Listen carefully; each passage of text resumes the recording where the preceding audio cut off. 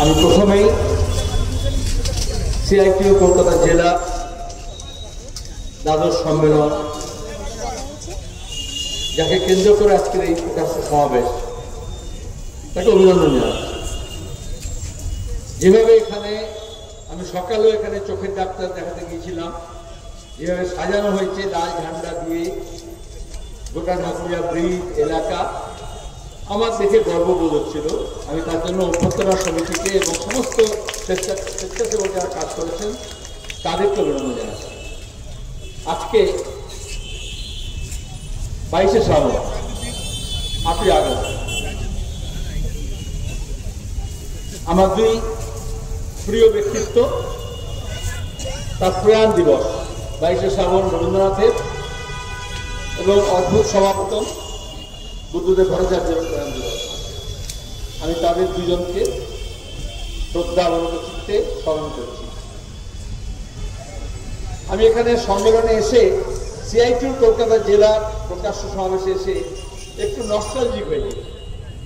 আজ থেকে 5.5 দশক আগে আমি যখন বিদ্যালয়ের ছাত্র, আমার স্কুলে সিআইটিইউ কলকাতা জেলার প্রথম প্রতিষ্ঠা সম্মেলন হয়েছিল এবং মাস্টারমশাই আমাদেরকে কয়েকজনকে বেছে নিয়ে ভলেন্টিয়ার করবেন বলে, বাচ্চাদের তো এরকম যা হয় সবার জল দেবে, এরকম ব্যবসাগিরি করবে, তো সেটার জন্য আগে বুঝিয়েছিলেন সিআইটিইউ কি।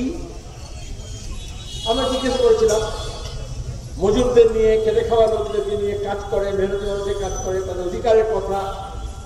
আর তখন আমাদের সব দপ্তরে পার্মানেন্ট করতে হবে ঠিকা মজুরদেরকে, কন্ট্রাকশন দেওয়াকে, বিশেষত বন্দরে, পোর্টে, ডকে, তার জন্য বিশাল আন্দোলন চলছিল। তো প্রথম সেই স্বেচ্ছাসেবক হয়ে প্রথম লাল ঝান্ডার সঙ্গে আমার পরিচয়। দ্বিতীয়ত, এখানে অনেক বক্তা বলে দিয়েছেন, অনেকগুলো বিষয় চলে এসছে। কালকেই রাত পোহালে আমরা জানি কিরকম ভোর রাতে আরজি করে ওই ডাক্তারি পোস্ট গ্রাজুয়েটের ছাত্রী ডাক্তার, তাকে নির্যাতন করা হয়েছিল নৃশংসভাবে, গণধর্ষণ করা হয়েছিল এবং খুন করা হয়েছিল। 1 বছর ঘুরতে চলল। আগামীকালও অভয়া মঞ্চ, চিকিৎসক সংগঠন, তারা নানান ধরনের কর্মসূচি ঘোষণা করেছেন।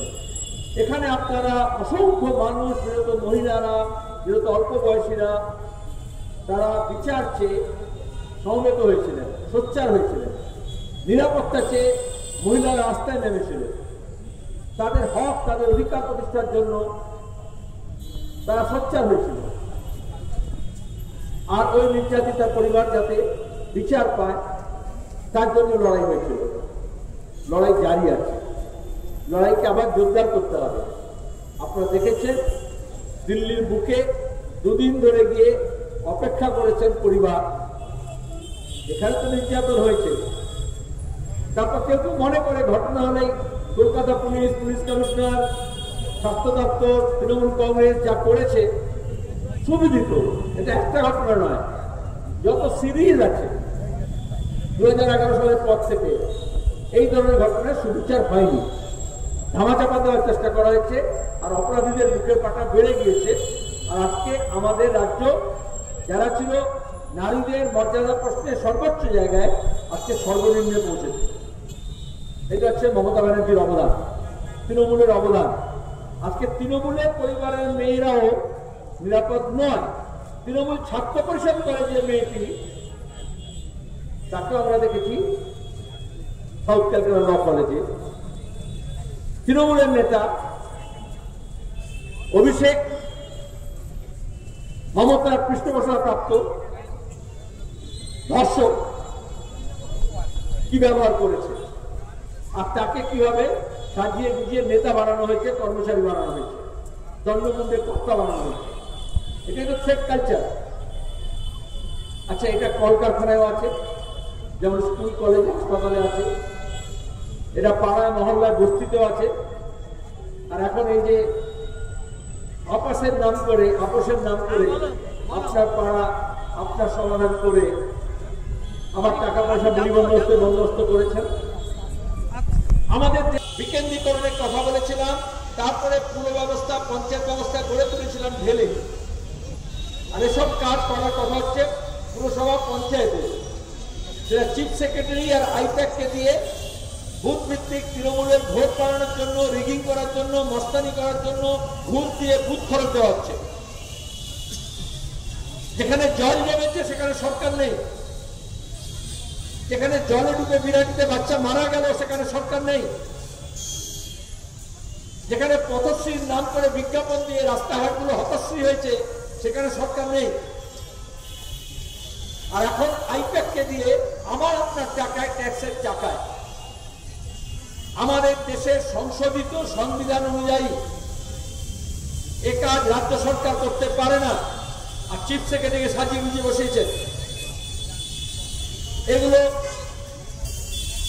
যেটা থার্ড টায়ার গভর্নমেন্ট, তাহলে মমতা ব্যানার্জি জোর করে বুথ দখল করে, মস্তানি করে, পুরসভা পঞ্চায়েত দখল করে আজকে তার অপদার্থতা স্বীকার করছেন। এই থ্রি টায়ার গভর্নেন্সের মধ্যে যেটা স্থানীয় স্বায়ত্তশাসন সেটা নেই, পুরসভা নেই, পঞ্চায়েত নেই, থাকলেও তোলাবাজির জন্য আছে, বেআইনি কাজ কারবারের জন্য আছে, লুটতরাজের জন্য আছে, কিন্তু উন্নয়নের কাজের জন্য নেই। যেটা হাওড়া কলকাতার চেহারা দেখে বোঝা যায়, খুব বেশি গ্রামে যেতে হবে না। আর এখন এই বর্ষার সময় গ্রাম বাংলার চেহারা দেখে বোঝা যাচ্ছে। তাহলে এগুলোর জন্য আওয়াজ তুলতে হয়, যেমন আওয়াজ তুলতে হয় ন্যূনতম মজুরির জন্য। গোটা দেশের মধ্যে সবচেয়ে কম মজুরি হচ্ছে পশ্চিমবঙ্গে। আগে একটা সময় ছিল যখন খাদ্যদ্রব্য সস্তায় ছিল, আমাদের এখানে জীবন নির্বাহের খরচ কম ছিল, আর মজুরি তার থেকে ঠিক হয়। আপনারা শুনলেন কনজিউমার প্রাইস ইন্ডেক্সের কথা বিকাশের কাছে। আজকে দাঁড়িয়ে আয় কমছে, ব্যয় বাড়ছে। সেখানে দাঁড়িয়ে মানুষের তার নিজের আয়ের স্রোত বানানো, আয়ের সূত্র খোঁজা, আর আয়ের জন্য মাথার ঘাম পায়ে ফেলা। প্রতিদিন খেটে খাওয়া মানুষ তাদের জীবন দুর্বিষহ হয়ে উঠছে। আর সেই সময়ে সেই মানুষের গণতান্ত্রিক অধিকার কেড়ে নেওয়ার চেষ্টা করা হচ্ছে, যে অধিকার ইংরেজ আমল থেকে মানুষ লড়াই করে পেয়েছেন। এই কলকাতার বুকে দারোয়ানরা ধর্মঘট করেছে, পোস্টম্যানরা ধর্মঘট করেছে, বন্দর শ্রমিকরা করেছে, ভাঙড়রা করেছে, মুটে মজুররা করেছে। তারপরে উচ্চবিত্ত, মধ্যবিত্ত, নানান সদাগরি, অফিস কর্মচারী, সরকারি বেসরকারি তারা তো করেছে। তারপরে তিল তিল করে তাদের শক্তি সঞ্চয় করেছিল।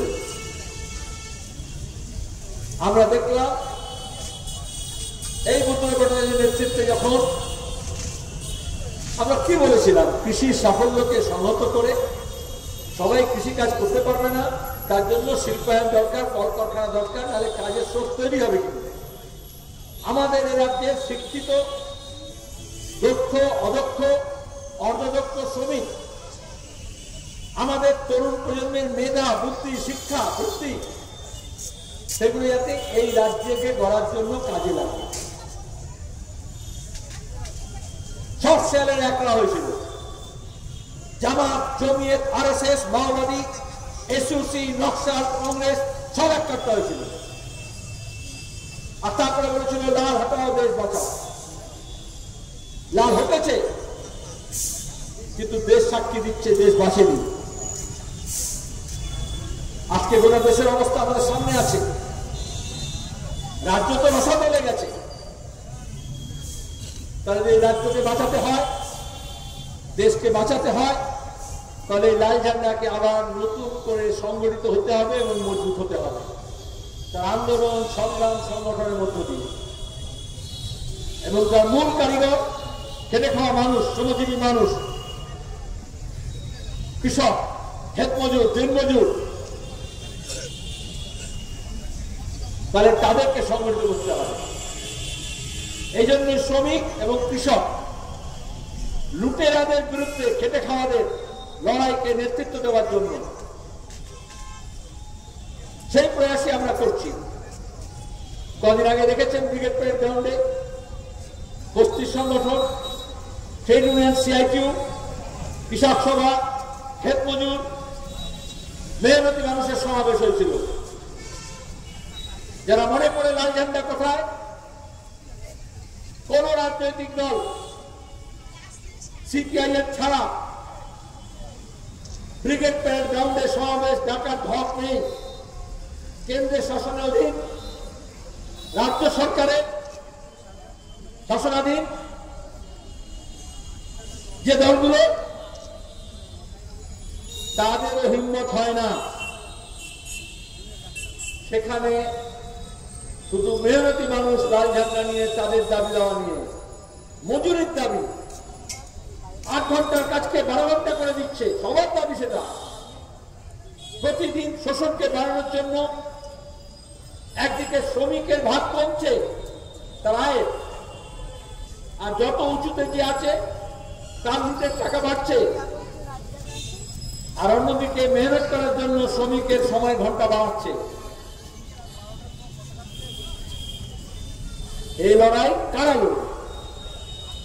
এই জন্যই লাল ঝান্ডার প্রয়োজন আছে। আর এই লড়াই যাতে না হয়, সেজন্য আজকে বিজেপি হোক, তৃণমূল হোক, কেন্দ্রের রাজ্যের শাসক দল ক্রমাগত এই অধিকার কেড়ে নিতে চাইছে, সংগঠিত হওয়ার, দল কষাকষি করার, দাবি দেওয়া, সোচ্চারে বলা, হক কথা সোচ্চারে যাতে বলতে পারে, হকের লড়াই লড়তে পারে এবং ন্যায় যাতে ছিনিয়ে আনতে পারে, সেই পরিবেশটাকে ধ্বংস করা হচ্ছে। আমাদের দেশে এবং রাজ্যে যে পরিমণ্ডলে মানুষ নিজের সত্য কথা বলে, সত্যের জন্য লড়াই করে এবং সত্য প্রতিষ্ঠা করে, ন্যায়ের জন্য লড়ে, ন্যায় প্রতিষ্ঠা করে, অন্যায়কে পরাস্ত করে,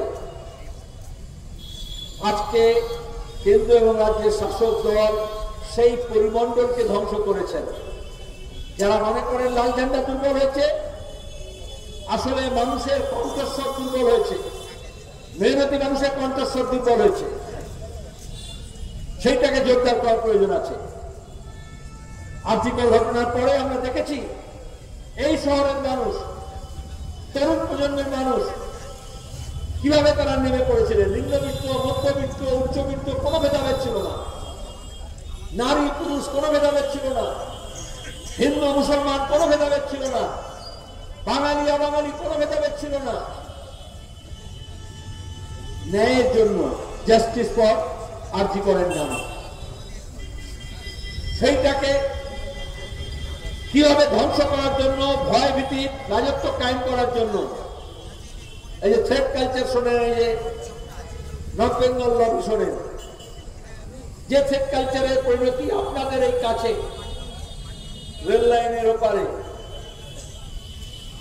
10 বার সাউথ ক্যালকাটা ল কলেজে দেখেছে। এরকম লুটেরারা তাদের লুটের তন্ত্রকে কায়েম রাখার জন্য পাড়ায় পাড়ায়, মহল্লায়, প্রতিষ্ঠানে এই ঘাঁটি গেড়েছে। আর সেই ঘাঁটিকে ভাঙতে হলে মাঝখানে কেউ কেউ এসে বলল 56 ইঞ্চি লড়ে যাবে নবান্নের বিরুদ্ধে। নবান্ন আর 56-র মধ্যে কোনো তফাৎ নেই। আপনাদের 5-6 বছর ধরে রাজভবন দেখিয়ে আর মুখ্যমন্ত্রী আর রাজভবনের মধ্যে টুইট যুদ্ধ দেখিয়ে ঝুলিয়ে রাখার চেষ্টা করা হয়েছিল। আজকে অভয়ের মা বাবা বলছে যে কোনো কেন্দ্রমন্ত্রী, স্বরাষ্ট্রমন্ত্রী তো নয়, প্রধানমন্ত্রী তো নয়, তাদের সঙ্গে দেখা পর্যন্ত করেননি। সেই মা বাবা কিন্তু বিশ্বাস করেছিলেন যে সুকান্ত, শুভেন্দু, শ্রমিক তাকে ন্যায় পাইয়ে দিতে পারে। বিজেপি মঞ্চেও গিয়েছিলেন, বিজেপি দপ্তরেও গিয়েছেন, গতকাল সদর দপ্তরে। এইটা হচ্ছে মানুষের অভিজ্ঞতা। কারণ বিজেপি আজকে বলছে না খাতা না বহি, যে মমতা কহে সো সহি। এটা হচ্ছে মোদির বাণী, এটা হচ্ছে আরএসএস এর বাণী। সুতরাং রাস্তায় ঘাটে আর টেলিভিশন চ্যানেলের স্ক্রিনে ব্যাপক WWF যুদ্ধ দেখাতে পারে, কিন্তু আদতে ওই রসুনের যেরকম পেছনটা এক জায়গায় বাঁধা থাকে, সেরকম শাসকদের শোষকদের পেছনটা এক জায়গায় বাঁধা থাকে। আলাদা কোয়া, কিন্তু কমলা লেবুর মতো নয়, রসুনের মতো কোয়া, তার পেছনটা একসঙ্গে জোড়া থাকে। আর এইটা বামপন্থীরা বলে বলে ওরা বললো লাল হাতাও না রায়েগা বাস না বাজেগি বাসে। আজকে আমাদের রাজ্যে কাজ নেই, 100 দিনের কাজ হচ্ছে না। যে 100 দিনের কাজ বামপন্থীরা লড়ে ইউপিএ 1-এর সময় আমরা আদায় করেছিলাম, আইন করেছিলাম, হাইকোর্ট বলার পরে চালু হলো না। আমরা জানতাম তৃণমূল সরকার হাইকোর্টের আদেশ মানে না, বিকাশ ভট্টাচার্যের মতো লোকেরা লড়াই করে, রায় হয়, সেটা ইমপ্লিমেন্ট হয় না। আর সেই মানুষ, এটা অ্যানিমাল ইনস্টিংক্ট। ওই যে আপনারা যখন দেখেন বিভিন্ন টেলিভিশন চ্যানেল, ন্যাশনাল জিওগ্রাফির মতো, অ্যানিমাল ওয়ার্ল্ডের মতো, সেখানে একটা জঙ্গল থেকে আর একটা জঙ্গলে ভালো শিকার পাওয়ার জন্য, সবুজ পাওয়ার জন্য, জল পাওয়ার জন্য জীবজন্তু ধাবিত হয় দলে দলে। আমাদের দেশ থেকে যেমন লোকে দুবাই যেতে চায়, সিঙ্গাপুর যেতে চায়, মাঝে মাঝে কন্টেনারে ধরা পড়ে ইউরোপে আমেরিকায় যাওয়ার পথে, কারণ সে একটা ভালো সুখের হাতছানিকে দেখতে চায়। ভালো মন্দ বিচার আমি করছি না। তাহলে এখানে যদি ন্যূনতম মজুরি না থাকে, এখানে যদি কাজের পরিবেশ না থাকে, এখানে যদি কর্মসংস্থান না থাকে, তাহলে সেই মানুষকে অন্যত্র কাজ করতে যেতে হয়। রিভার্স মাইগ্রেশন হচ্ছে, এক ইন্টারস্টেট। আগে কলকাতা শহরের পশ্চিমবঙ্গে, ঝাড়খণ্ড, পূর্ব উত্তরপ্রদেশ, বিহার, ওড়িশা, অন্ধ্রপ্রদেশ, তেলেঙ্গানা, ছত্তিশগড় থেকে লোকে আসতো এখানে কাজ করতে। এখন মমতা ব্যানার্জির দৌলতে এখানকার লোক মহারাষ্ট্র, কেরালা, তামিলনাড়ু, অন্ধ্র, তেলেঙ্গানা, রাজস্থান, দিল্লি, এমনকি বিহারে যাচ্ছে কাজ করতে। আমরা চেয়েছিলাম শিক্ষা ইনভেস্ট করতে। বামফ্রন্ট এসে অব্দি 12 ক্লাস পর্যন্ত অবৈতনিক করেছিল, কারণ আমাদের শিক্ষিত মানুষ দরকার। শিক্ষা একটা লং টার্ম ইনভেস্টমেন্ট। আজকে কেন্দ্র এবং রাজ্য সরকার পরিকল্পিতভাবে শিক্ষাকে ধ্বংস করছে, ড্রপআউট হচ্ছে, স্কুল বন্ধ, মাদ্রাসা বন্ধ, আর তারা সস্তা শ্রম হিসেবে অন্যত্র যাচ্ছে। তাহলে আমরা চেয়েছিলাম মেধার চাষ হোক, দক্ষতা বাড়ুক। আগে বাংলার মানুষ চার্টার্ড অ্যাকাউন্টেন্ট, ইঞ্জিনিয়ার, ডাক্তার, উকিল, মেডিকেল রিপ্রেজেন্টেটিভ, সেলসম্যান, এইভাবে বিভিন্ন পেশা নিয়ে যেত।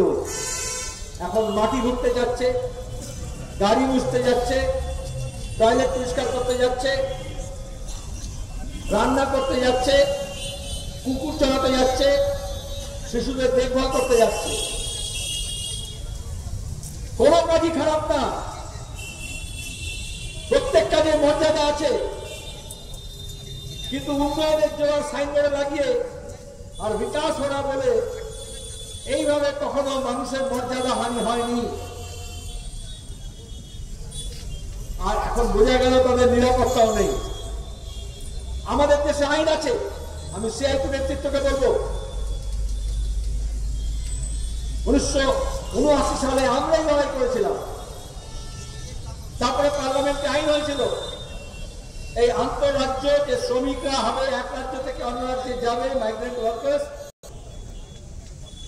বিজেপি কোনো জবাব দিতে পারবে? আমাদের সংবিধানে লেখা আছে যৌথ তালিকায়, যেরকম রাজ্য তালিকা, কেন্দ্র তালিকা, যৌথ তালিকা, সেরকম কেন্দ্র তালিকায় লেখা আছে 81 নম্বরে যে এক রাজ্য থেকে অন্য রাজ্যে গেলে মানুষ, তার দায় এবং দায়িত্ব কেন্দ্র সরকারের, তার নিরাপত্তার দায়িত্ব কেন্দ্র সরকারের। আর আজকে কেন্দ্র সরকারে আসি বজরং দল, বিজেপি, আরএসএস, রাজ্য সরকার, সেখানকার পুলিশ, এমনকি বিএসএফ, কেন্দ্রীয় পুলিশ, তারা যুদ্ধ ঘোষণা করেছে মেহনতি মানুষের বিরুদ্ধে। আর এখানে কিছু দালাল বোঝানোর চেষ্টা করছে বাংলাদেশি রোহিঙ্গা অনুপ্রবেশ নিয়ে গত 4 দশক ধরে বিজেপি হইচই করেছে। আমাদের বোঝানো হয়েছিল খোলা সীমানা আছে, সবাই চলে আসছে, কাঁটাতারের বেড়া হলে আমাদের জমি 500 মিটার করে আন্তর্জাতিক সীমানা থেকে ছেড়ে দিলাম, কাঁটাতারের বেড়া হলো, বিএসএফ এর ক্যাম্প হলো, কিন্তু আজকে দাঁড়িয়ে তাহলে অনুপ্রবেশে কে দায়ী?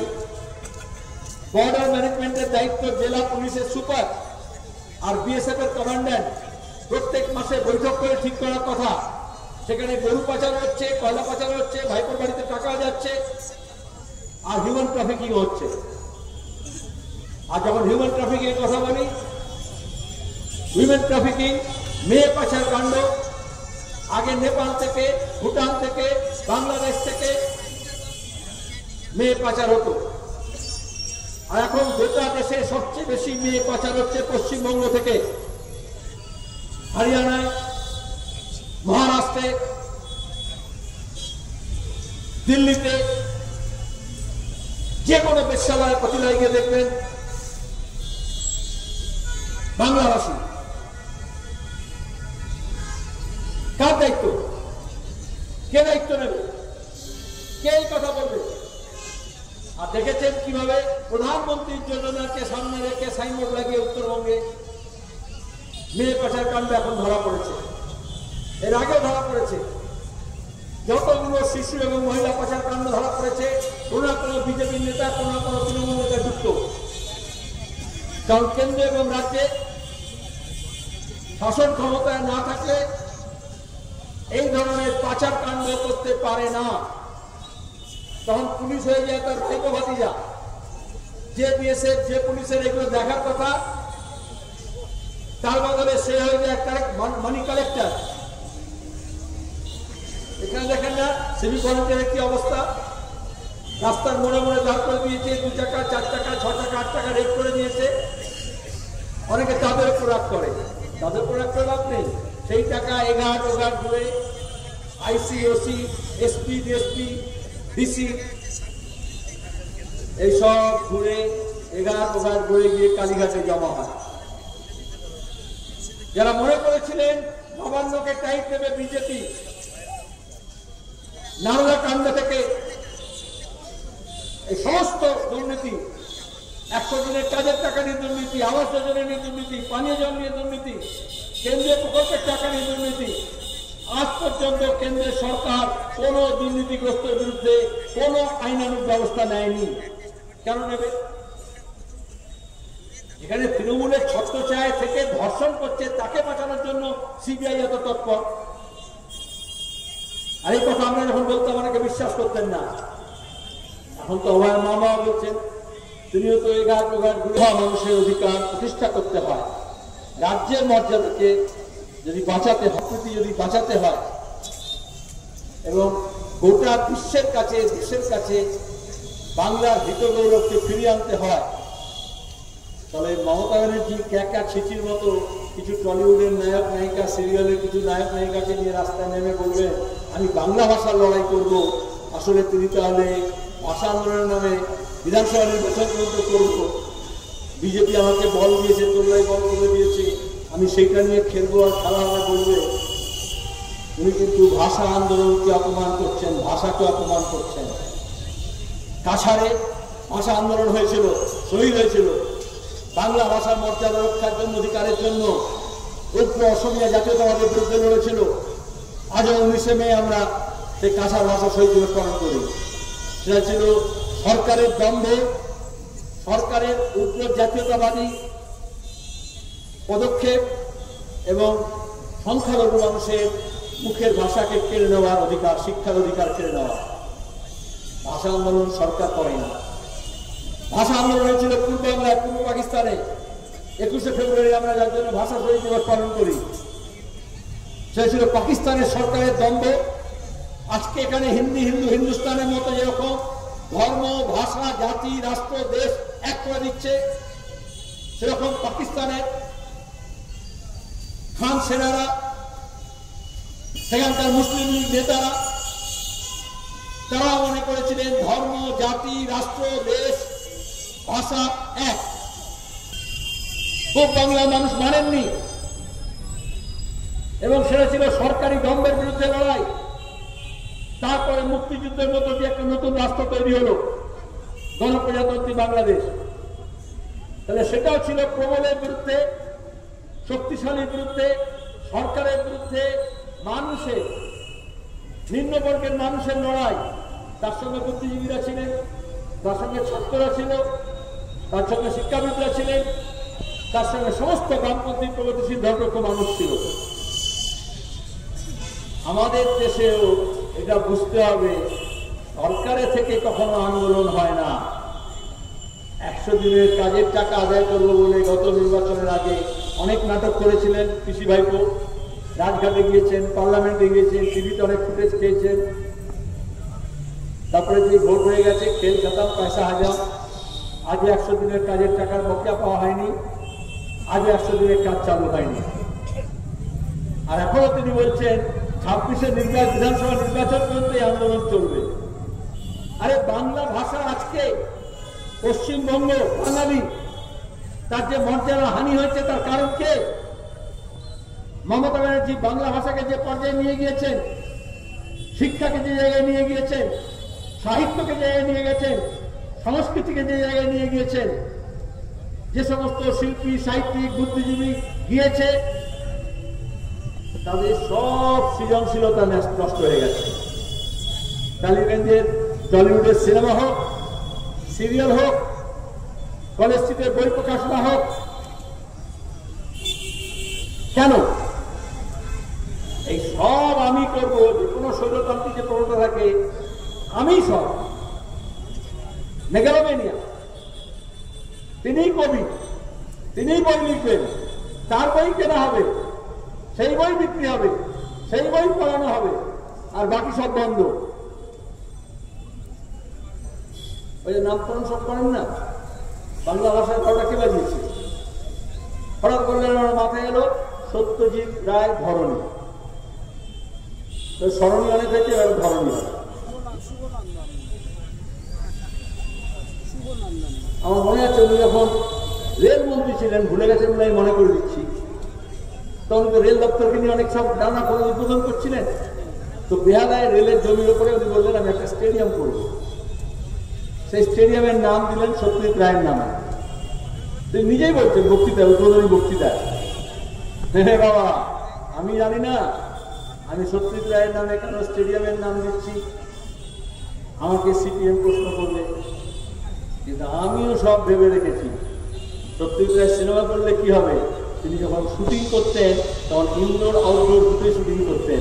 এখানেও স্টেডিয়ামে খেলা হবে, ইনডোর আর আউটডোর দুটোই খেলা হবে। এই জন্য সত্যজিৎ রায়ের নামে আমি স্টেডিয়ামের নাম করব। এই কদিন আগে কিসব নাম দিলেন না, নিজন্ম, হ্যাঁ শুভেন্দুর সঙ্গে একটা খাস তাল্লুকাত আছে বলে বলেছেন। ওটা ছাড়া চলতে পারে না, তো ওটা বলতে গিয়ে বেরিয়ে আসে তার নাম। কিন্তু মানে আমরা যেমন বর্ণানন্দন বলি, কিন্তু উনি নিজন্য আর সুজন্য সব নাম দিন না। তাহলে আমি বলছি এই যে বিপন্ন বাংলার যে বিপন্নতা, তার কারণ কি? কতটা বিপন্ন হলে আমি মানবের মতো যে মানব বাংলা ব্যাকরণের অব্যয় জানে না, সে ভাষাকে নিচ্ছে আমাদের। এই দুর্দশার কারণ কি? মমতা ব্যানার্জি বলেছিলেন বিজেপিকে নিয়ে এসে বামফ্রন্টকে ফেলার জন্য, সিপিএমকে উৎখাতের জন্য আমি মহাজোট করে লড়ব। আজকে এসআইআর এর নামে যেটা বলা হচ্ছে, এত বড় বিপত্তি তৈরি হচ্ছে। বিহারে আপনারা দেখলেন, এখানে সবাই 2002 সালে ভোটার লিস্টে কোথায় নাম আছে কার,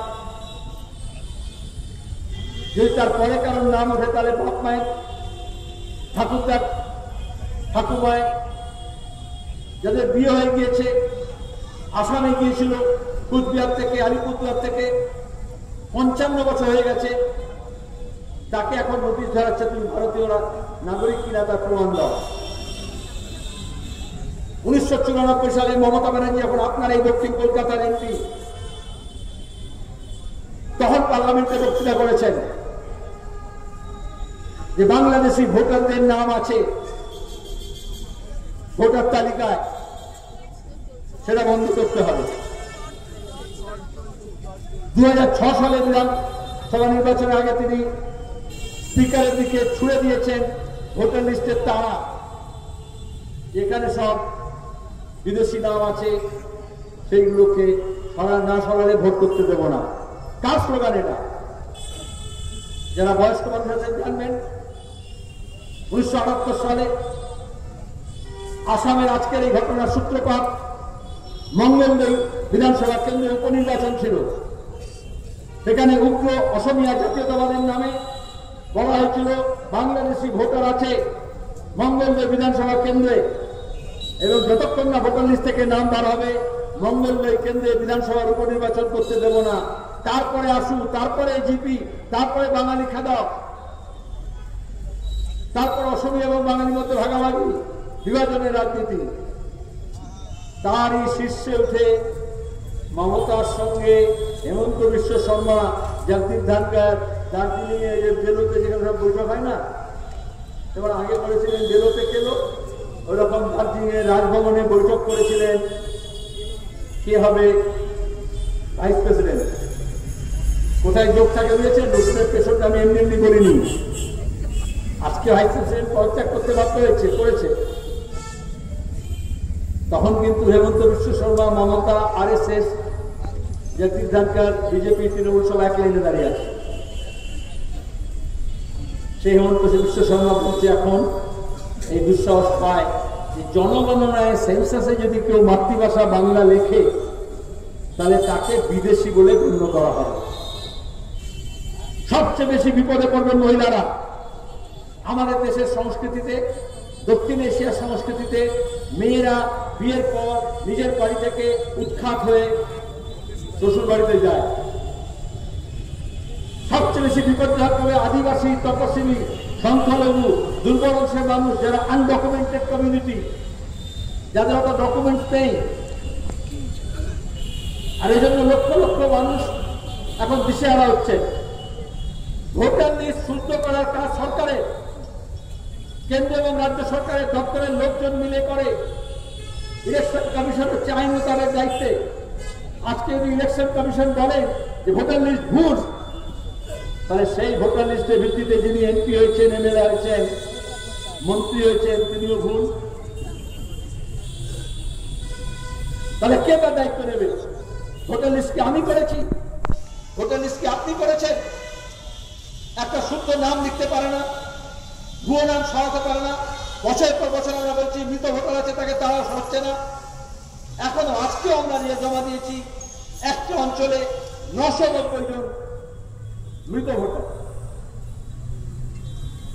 আর এখন যখন মহারাষ্ট্র, হরিয়ানা, দিল্লির নির্বাচনের পরে বলা হলো যে লার্জ স্কেল ইন্ডাস্ট্রিয়াল লেভেলে রিগিং হয়েছে, আমরা মুর্শিদাবাদে অধীন এবং সেলিমকে হারানোর জন্য কিভাবে ইলেকশন কমিশন, পুলিশ, গণনা কর্মী, তৃণমূল, আইপ্যাক, বিজেপি সব এক হয়েছিল, সে অভিযোগ করেছিলাম। আর মমতা ব্যানার্জি তখন নির্বাচনে রিগিং, যা পঞ্চায়েতে করেছেন, পুরসভায় করেছেন, স্টেট ইলেকশন কমিশনকে ব্যবহার করে। শাসক দলের দাবেদার হয়ে যায় যদি প্রতিষ্ঠান, IAS IPS অফিসাররা যদি দালাল হয়ে যায় উপরি পাওয়ার জন্য, ভালো পোস্টিং এর জন্য, রিটায়ারমেন্টের পরে কিছু রুটি রুজি বাড়ানোর জন্য, কোন পদের জন্য, তাহলে গোটা প্রাতিষ্ঠানিক ব্যবস্থাটা ভেসে পড়ে। আমরা এক সপ্তাহ পরে স্বাধীনতা আন্দোলনের স্বাধীনতা দিবস পালন করবো। আজকে আমাদের দেশের স্বাধীনতা, সার্বভৌমত্ব, বিকাশদা বলেছেন, আমি তার মধ্যে যাব না। প্রতিদিন আমেরিকা হুমকি দিচ্ছে। আর যে স্বাধীনতার জন্য আমরা লড়েছিলাম সেই বাক স্বাধীনতা কেড়ে নিচ্ছে। কালকে দেখেছেন 25টা বই জম্মু কাশ্মীরে নিষিদ্ধ ঘোষণা করেছে। এটা সবটা প্রক্রিয়া হচ্ছে গণতান্ত্রিক প্রক্রিয়াকে সংকুচিত করা। 18 বছর থেকে 21 বছরের ভোটাধিকারের জন্য আমরা বামপন্থীরা লড়াই করেছিলাম। পশ্চিমবঙ্গের বামফ্রন্ট সরকার প্রথমে 18 বছর থেকে 18 বছরের ভোটাধিকার দিয়েছে। মহিলাদের ভোটাধিকার ছিল না, ভারতের ভোটাধিকার ছিল না, গরিব মানুষের ভোটাধিকার ছিল না। তার জন্য দীর্ঘ লড়াই, স্বাধীনতার পরে আমরা সবাই ভোট পেলাম, ভোটার অধিকার পেলাম। আজকে সেই অধিকার তারা কেড়ে নিতে চাইছে, আর সেই কেড়ে নেওয়ার বিরুদ্ধে লড়াইটা আমাদের লড়তে হবে। সেই লড়াইটা লড়ার জন্য আমাদের প্রস্তুতি গ্রহণ করতে হবে। সে প্রস্তুতি গ্রহণ আমরা করেছি। আমরা মানুষের কাছে যাচ্ছি, আমাদের কর্মীরা যাচ্ছেন, আর এই সমস্ত খেটে খাওয়া মানুষকে, যাদেরকে জাত পাত ধর্ম বর্ণ ভাষার নামে ভাগ করা হচ্ছে, আমরা যত বিভাজিত হব, লুটেরা তত বেশি, লুটেরারা আরো বেশি শক্তিশালী হবে। আমরা চাই জনগণের সশক্তিকরণ, ওরা চায় সরকারের সশক্তিকরণ। এবং সরকারের সশক্তিকরণ করে জানেন যে হেমন্ত বিশ্ব শর্মাকে চিট ফান্ড কারণে জেলে থাকার কথা ছিল, সে এখন মুখ্যমন্ত্রী। তৃণমূলের সেই সব নেতা, বিজেপির সেই সব নেতা যাদের জেলে থাকার কথা, তারা এখন মাতব্বরি করছে। সমস্ত সাক্ষী সাবুত লোপাট করা হয়েছে পুলিশকে ব্যবহার করে, পুলিশ কমিশনারকে ব্যবহার করে। আর এখন দাঁড়িয়ে তারা আমাদেরকে বলছে, তুমি সাক্ষী দাও যে তুমি বেঁচে আছো কিনা, তুমি ভারতীয় কিনা, তোমার বাপ ঠাকুর দ্বারা ভারতীয় ছিল কিনা, তোমার নাগরিকতা প্রমাণ দাও।